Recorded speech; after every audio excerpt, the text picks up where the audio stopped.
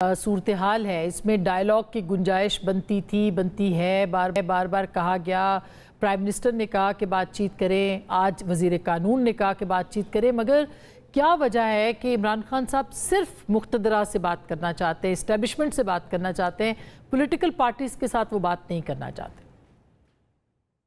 देखिए आसमा, मेरे ख्याल से इन्होंने वो माहौल ही नहीं रहने दिया है जिसमें आप बातचीत कर सकते हैं, और ना अपना कोई क्रेडिबिलिटी इन्होंने छोड़ी है। अब 9 मई का वाकया अब सबको पता है कि हमने भी उसकी मजम्मत की है, खान साहब ने भी की है। बार बार हम कहते रहे कमीशन बनाया जाए, आला सती बताया जाए, पूरी पार्टी को क्यों दीवार से लगाया जा रहा है?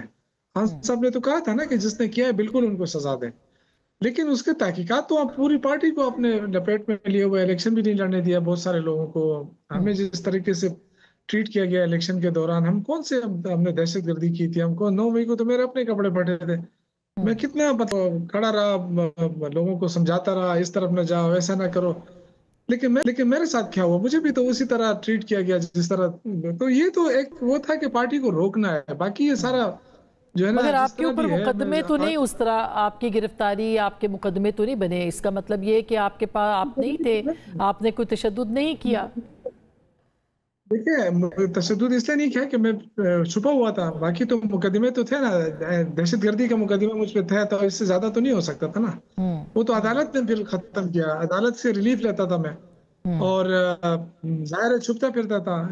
मेरा कारोबार बंद कर दिया, मतलब यही मेरे साथ। तो और क्या कर सकते नहीं, वो थे? मैंने कोई कहने बड़ा का जुर्म तो मकसद किया? ये कि आप बेगुनाह थे, रिलीफ आपको मिला। अभी हाल ही में कुछ लोगों को रिलीफ मिला है और कहा गया कि उन्होंने साबित किया अदालत के अंदर कि वो उस वक्त मौजूद नहीं थे। ये आपको सिलेक्टिव जस्टिस लग रहा था, या आप कह रहे हैं कि वाकई कुछ लोग जो थे वो मासूम थे, उनको वहां से रिलीफ मिला है? देखिए क्या रिलीफ मिला? मैं इलेक्शन जीता हूँ, मुझे हरा के यहाँ बैठा दिया गया है, बस। ये क्या रिलीफ है? मतलब ये तो कोई रिलीफ ना हुआ ना। या तो देखिए ना, आप आवाम आप कहें कि जी वोट नहीं मिला तो फिर हम मान लेंगे ना। तो बैरिस्टर लेकिन साहब अगर कह रहे वोट हैं मिले माफी और मांग मुझे कोई लेना। ये रात को कहे अली अमीन गंडापुर साहब ने, शौकत भाई, कहा कि हम मुलव्वस अगर हैं तो हमें माफ कर दिया जाए, और कुछ लोगों से ज्यादती हुई, उन्होंने अपने एक इंटरव्यू में कहा। बैरिस्टर साहब कह रहे हैं माफी मांग लें, आप सब काम खत्म हो जाएगा, आप सियासी तौर पे, सियासी जमात के तौर पे आगे आए। ये क्यों नहीं पीटीआई कर सकती?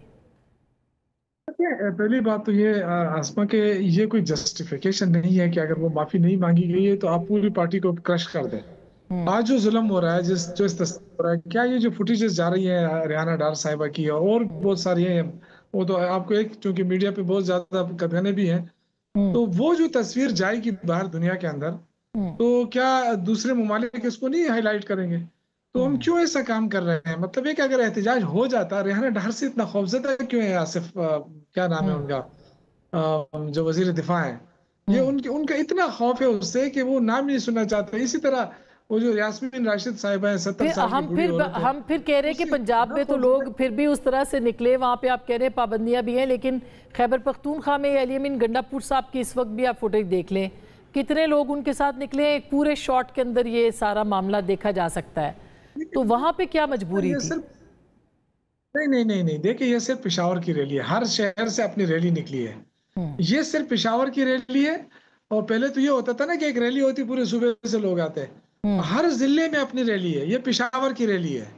और ये मैं इनको चैलेंज करता हूँ कि ये लाहौर में इतनी रैली निकाल के दें। पीएमएलएन वाले, इनकी हुकूमत भी है, वहां पे भी है, मरकज में भी है, ये जाहिर है निकाल वो के नहीं दें और वो हमें शायद ना इजाजत निकाल दें। सके, लेकिन इम्पैक्ट क्या हुआ है सर? मसला तो ये कि आपका एहतजाज, असर क्या हुआ है, ये इंपॉर्टेंट है ना जानना। असर तो देखें देखें, अब असर तो वो हुकूमत लेती है जो कि कोई कानूनी हुकूमत हो, आईनी हुकूमत हो, जमहूरी ठीक। हुकूमत हो, जमहूरियत पर यकीन रखती हो। तो यहाँ पे तो कुछ भी नहीं है, यहाँ तो ना कानून है, ना इंसानी हकूक है, ना रूल ऑफ लॉ है। तो यहाँ वैसे तो सब देखे ना, वो कहते हैं आप भैंस ठीक। के आगे बीन बजाना। अच्छा। लेकिन